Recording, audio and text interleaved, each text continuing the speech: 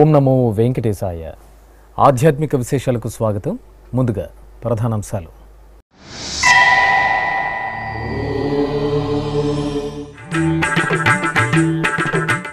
తిరుపతిలో వైభవంగా తన్నీర్ అమదోత్సవం.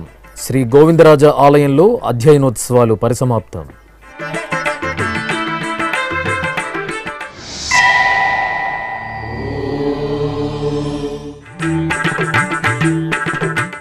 సనాతన హైందవ ధర్మ వ్యాప్తికి టీటీడీ విశేష కృషి.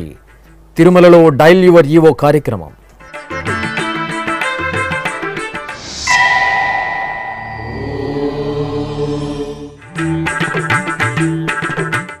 తిరుమలలో రేపు శ్రీ వెంకటేశ్వర ధార్మిక సదస్సు ప్రారంభం. ఏర్పాట్లను పరిశీలించిన టీటీడీ చైర్మన్ భూమన కరుణాకర్ రెడ్డి.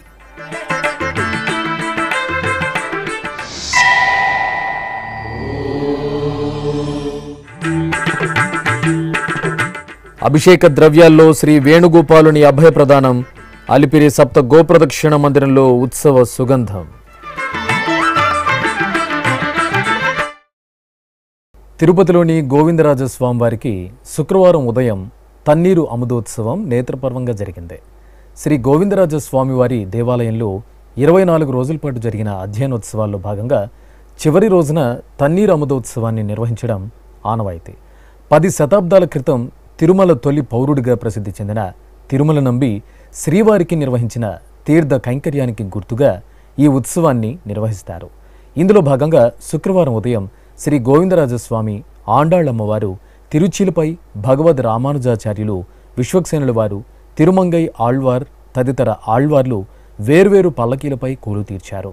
అనంతరం గజరాజులు ముందు నడవగా మంగళ వాయిద్యాలు, భక్తుల కోలాట ప్రదర్శనల నడుమ వాహనాల్లో శ్రీ గోవిందరాజస్వామి వారి ఆలయం నుండి తిరుపతి పురవీధుల్లో ఊరేగుతూ భక్తులకు దర్శనమిచ్చారు. దారి పొడవునా భక్తులు ఉత్సవమూర్తులకు కర్పూర నీరాజనాలు సమర్పించి కనులారా దర్శించుకున్నారు. కొలువై ఉన్నాడు వీడే గోవిందరాజు, కొలువై ఉన్నాడు వీడే గోవిందరాజు, కొల కొల నేగి వచ్చే గోవిందరాజు, కొలువై ఉన్నాడు వీడే గోవిందరాజు, కొల కొల నేగి వచ్చే గోవిందరాజు, కొలువై ఉన్నాడు వీడే గోవిందరాజు.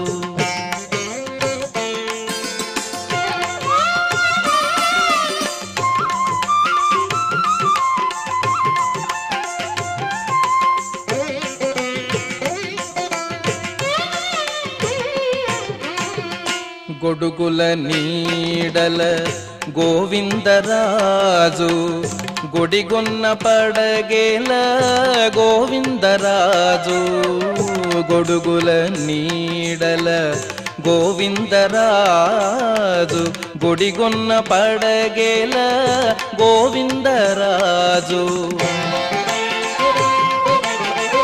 కుడి ఎడమ కాంతల గోవిందరాజు, కుడి ఎడమ కాంతల గోవిందరాజు, కొడి సాగే పౌజుల గోవిందరాజు, కొడి సాగే పౌజుల గోవిందరాజు, కొలువై ఉన్నాడు వీడే గోవిందరాజు, కొల కొల నేగి వచ్చే గోవిందరాజు, కొలువై ఉన్నాడు వీడే గోవిందరాజు. అనంతరం కపిల తీర్థంగా ప్రసిద్ధి చెందిన ఆళ్వార్ తీర్థంలో ఉత్సవమూర్తులకు ఏకాంతంగా అభిషేకం నిర్వహించారు.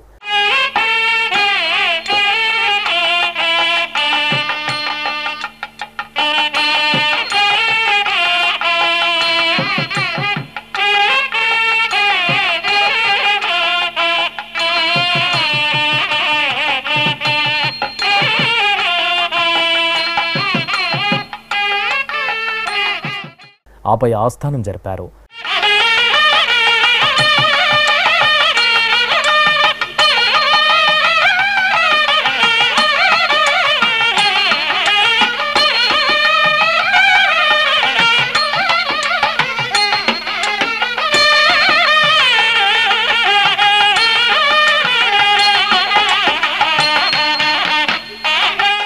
ఆ తర్వాత ఉత్సవమూర్తులను ఊరేగింపుగా తీసుకొచ్చి టీటీడీ పరిపాలనా భవనం ఎదురుగా ఉన్న శ్రీ గోవిందరాజస్వామి పాఠశాల వద్ద ప్రత్యేక వేదికపై కొలువు తీర్చారు.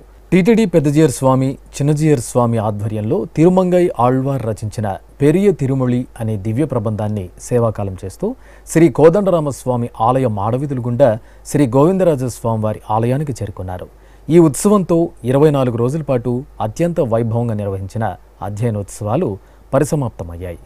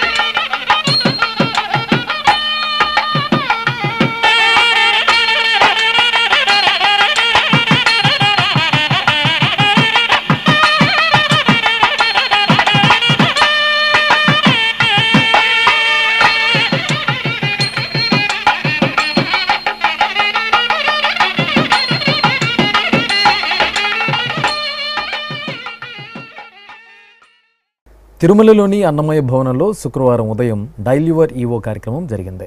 ముందుగా టీటీడీ ఈవో ఏవి ధర్మారెడ్డి భక్తులను ఉద్దేశించి మాట్లాడుతూ ఫిబ్రవరి 16వ తేదీ రథసప్తమి పర్వదినాన్ని అత్యంత వేడుకగా నిర్వహించడానికి విస్తృతంగా ఏర్పాట్లు చేస్తున్నామని, ఈ నెల 3వ తేదీ నుండి 5వ తేదీ వరకు తిరుమల ఆస్థాన మండపంలో శ్రీ వెంకటేశ్వర ధార్మిక సదస్సును నిర్వహిస్తున్నామని తెలిపారు. ఓం నమో వెంకటేశాయ. వెంకటాద్రి సంస్థానం బ్రహ్మాండే నాస్తికించిన వెంకటేశ సమోదేవో న భూతో న భవిష్యతి. భక్తులందరికీ నమస్కారం. ఫిబ్రవరి 16న తిరుమల శ్రీవారి ఆలయంలో రథసప్తమి పర్వదినాన్ని ఘనంగా నిర్వహించేందుకు విస్తృతంగా ఏర్పాట్లు చేపడుతూ ఉన్నాము.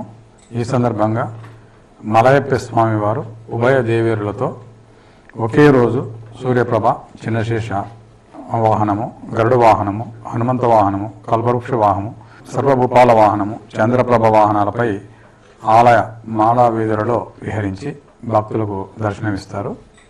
వాహన సేవలను వీక్షించేందుకు మాడా వీధుల్లోని గ్యాలరీల్లో వేచి ఉండే భక్తులకు నిరంతరాయంగా అన్నప్రసాదాలు, తాగునీరు అందించేందుకు అన్ని ఏర్పాట్లు చేస్తూ ఉన్నాం. హైందవ ధర్మాన్ని, శ్రీవారి వైభవాన్ని మరింత వ్యాప్తి చేసేందుకు, మతాంతీకరణకు అడ్డుకట్ట వేసేందుకు, చిన్న వయస్సు నుండే పిల్లల్లో మానవతా విలువలను పెంపొందించేందుకు తిరుమల ఆస్థాన మండపంలో ఫిబ్రవరి 3 నుంచి ఫిబ్రవరి 5వ తేదీ వరకు, అంటే రేపటి నుంచి నెక్స్ట్ 3 days ధార్మిక సదస్సు నిర్వహించనున్నాం.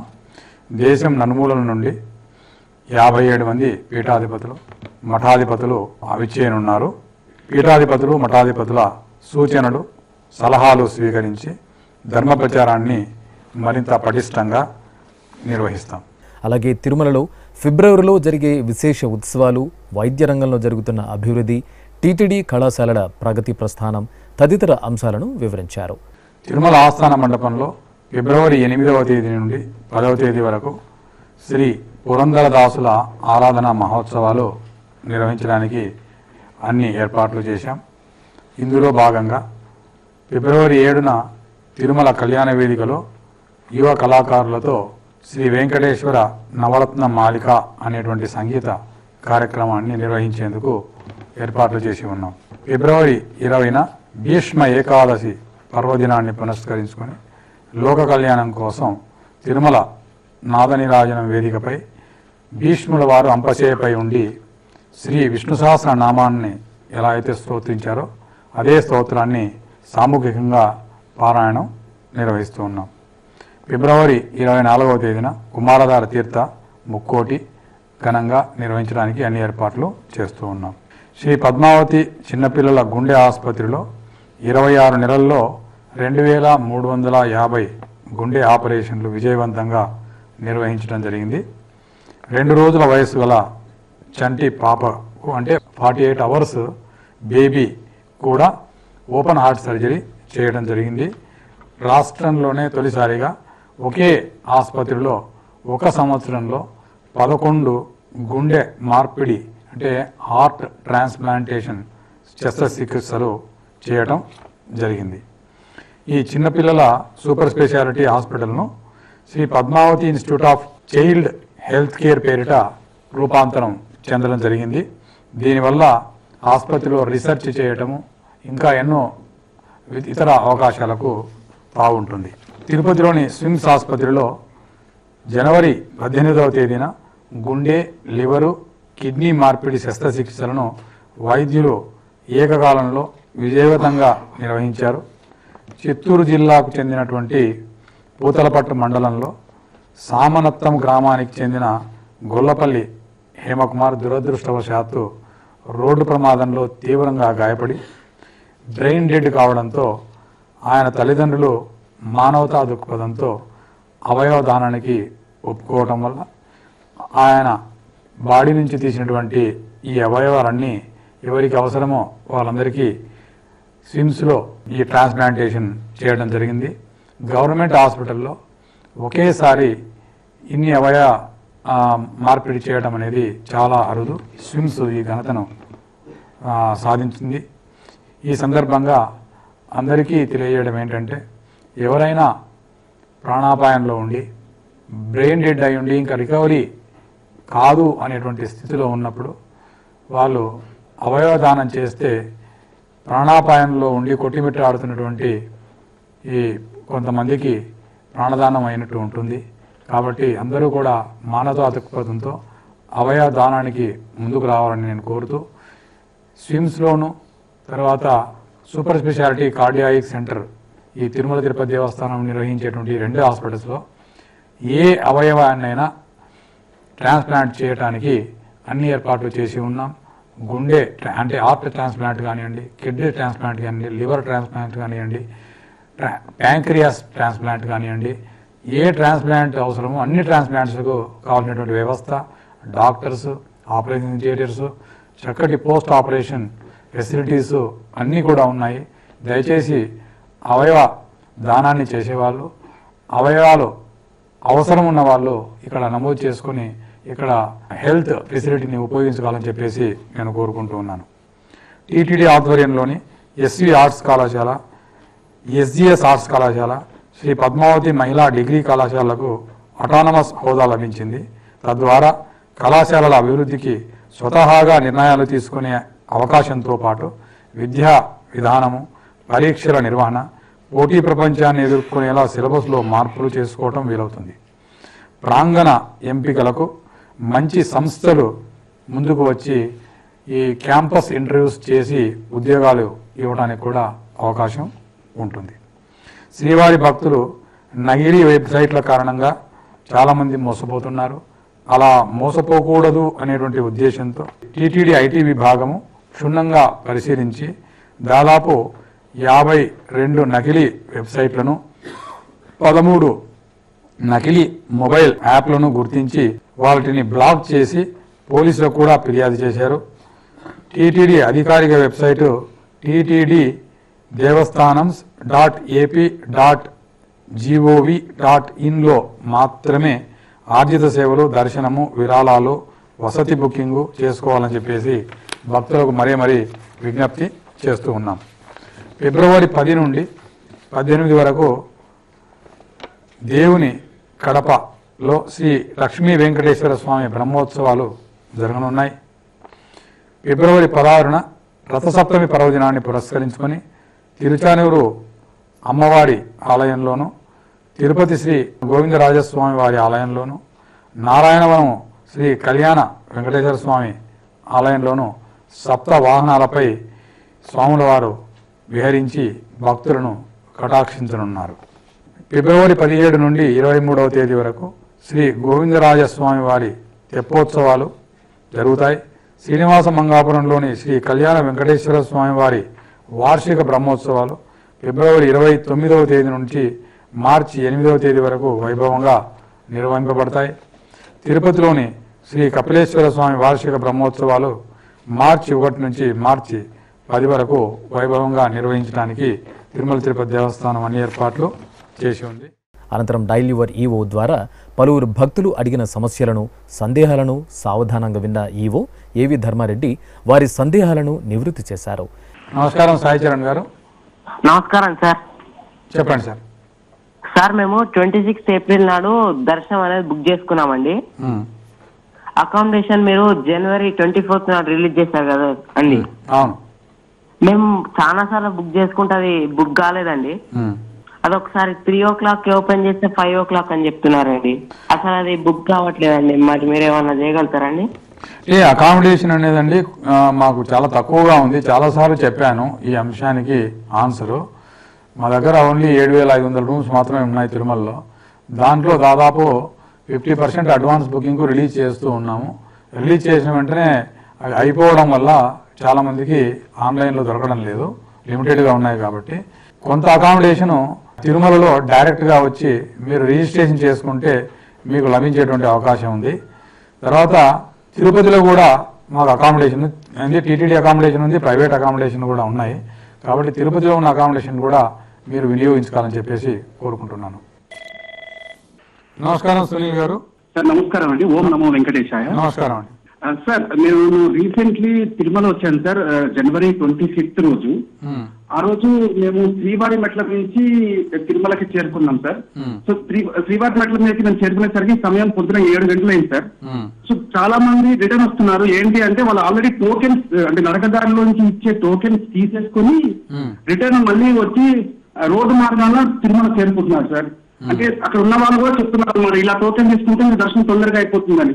అసలు ఎవరైతే భక్తులు మెట్ల మార్గాల్లో తిరుమల చేరుకుంటున్నారో వాళ్ళకి మనం పెట్టుకున్నటువంటి ఇది అవకాశం దొరకట్లేదు సార్. వీళ్ళు మామూలుగా మధ్యలో వెరిఫికేషన్ లేదు కాబట్టి టోకెన్ తీసేసుకొని రోడ్డు మార్గాన్ని పైకి వస్తున్నారు సార్. ఇది మీ దృష్టికి రాకపోవచ్చు సార్.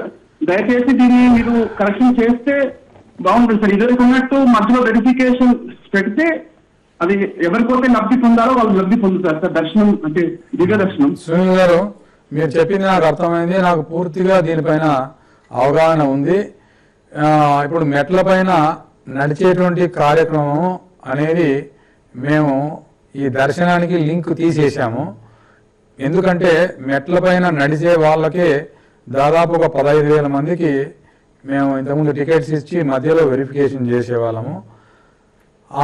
దానివల్ల చాలామంది దర్శన టికెట్ కోసం మెట్ల పైన నడక అవసరం లేని వాళ్ళు కూడా, మొక్కు లేని వాళ్ళు కూడా దానివల్ల రావటం వల్ల ఈ పులిల బారిన పడి ఇద్దరు, ఒక బాలుడు తర్వాత ఒక బాలిక మృతి చెందింది. ఒక బాలుడు మాత్రం అదృష్టవశాత్తు స్వామివారి దయ వల్ల పులి నోట్లో నుంచి తిరిగి బయటపడి ప్రాణాలతో వచ్చాడు. దానివల్ల డెసిషన్ తిరుమల తిరుపతి దేవస్థానం ఏం తీసుకునిందంటే మేము ఎన్నైతే ఎస్ఎస్డి టోకన్స్ అంటే ఫ్రీ టోకన్స్ ప్రతిరోజు 25,000 దాకా ఇస్తాము. ఆ 25,000లో మెట్ల దారిలో వచ్చే వాళ్లకు దాదాపు 15,000 ఇచ్చేవాళ్ళము. తర్వాత కింద ఒక 10,000 ఇచ్చేసి వాళ్ళు ఎలాగైనా పోవచ్చు, మెట్ల దారిలో పోవచ్చు, లేదంటే బస్సులలోనైనా లేకపోతే కార్లలోనైనా రోడ్ మార్గంలో పోవచ్చు అనేటువంటి వ్యవస్థ ఉండేది. ఇప్పుడు ఈ 2 వ్యవస్థలను కలిపేసి కిందనే 25,000 టోకన్స్ ఇస్తున్నాము. మొక్కు ఉన్న వాళ్ళు మెట్ల పైన పోవచ్చు, మొక్కు లేని వాళ్ళు రోడ్డు మార్గంలో పోవచ్చు అండి. కంపల్సరిగా మెట్ల పైన నడిచేటువంటి అవసరం లేదు. కానీ శ్రీవారి మెట్లు అని ఉందండి. శ్రీవారి మెట్లో కూడా మేము ప్రతిరోజు 5,000 టికెట్లు ఇస్తున్నాము.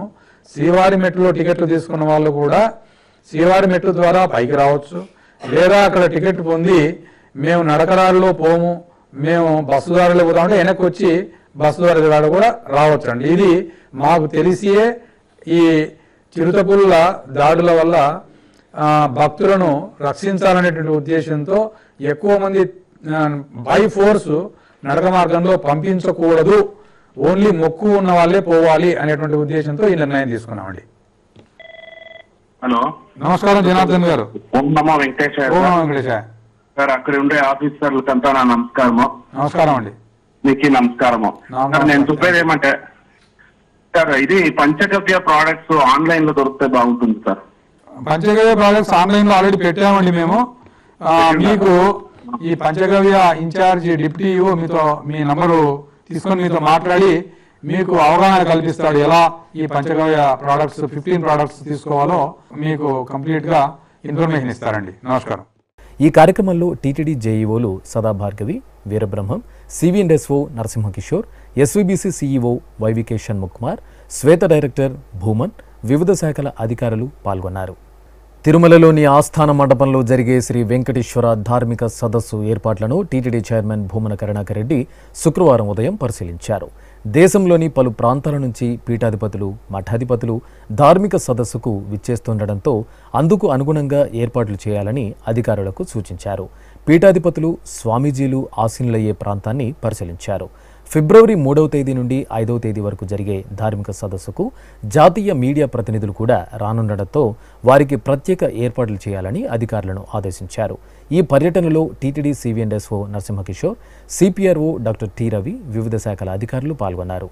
తిరుపతి అలిపిరిలోని శ్రీ వెంకటేశ్వర సప్త గోప్రదక్షిణ మందిరంలో వేణుగోపాలునికి అభిషేకం జరిగింది. శుక్రవారం ఉదయం అర్చకులు ముందుగా విశ్వక్సేన పూజ, పుణ్యాహవచనం, కలశ స్థాపన, కలశారాధన, సంకల్ప పూజలను పూర్తి చేశారు. అనంతరం శ్రీ వేణుగోపాలుని సుందరమూర్తికి పాలు, పెరుగు, పంచామృతాలు, పసుపు, చందనాది పరిమళాలతో అభిషేక సేవను నిర్వహించారు. ఆపై పుష్పమాలలు, తులసి మాలలను అలంకరించి ధూపదీప నివేదనలు అందజేశారు.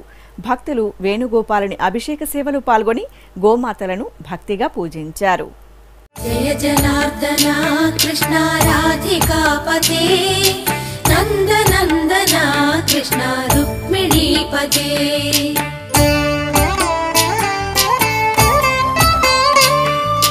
జయ జనార్దన కృష్ణ రాధికాపతే నందనందన కృష్ణ రుక్మిణీపతే. గరుడ వాహన కృష్ణ గోపికాపతే శరణు మోహన కృష్ణ ప్రభో సద్గతే. జయ జనార్దన కృష్ణ రాధికాపతే నందనందన కృష్ణ రుక్మిణీపతే.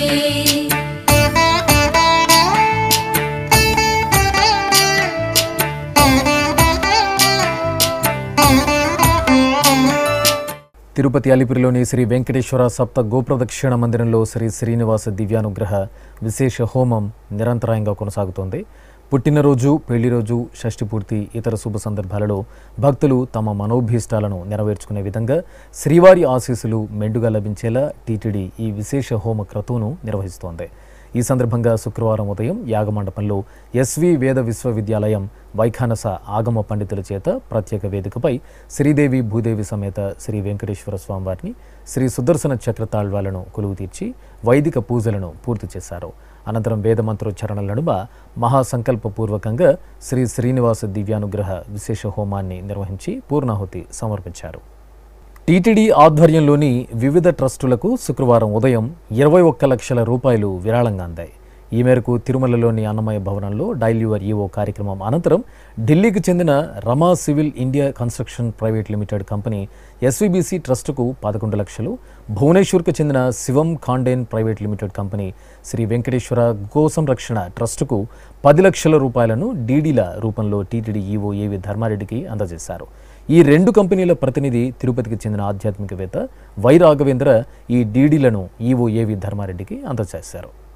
అన్నమయ్య జిల్లా కేంద్రమైన రాయచోటి పట్టణంలో శ్రీ భద్రకాళి సమేత వీరభద్రస్వామి వారికి రాత్రి ఊంజల సేవను కనుల పండుగ నిర్వహించారు. ముందుగా శ్రీ భద్రకాళి సమేత వీరభద్ర స్వామివార్ల ఉత్సవమూర్తులను వర్ణమయ పుష్పమాలలు, స్వర్ణాభరణాలతో అందంగా అలంకరించి ఆలయంలోని నంది మండపంలో కొలువు తెచ్చారు. అనంతరం వేదం, నాదం, గాత్రం సహితంగా స్వామి అమ్మవార్ల ఊంజల్ సేవ ఘనంగా జరిగింది. భక్తులు విశేషంగా ఆలయానికి తరలివచ్చి స్వామి అమ్మవార్లను దర్శించుకొని ఊంజల్ సేవను వీక్షించి పునీతులయ్యారు.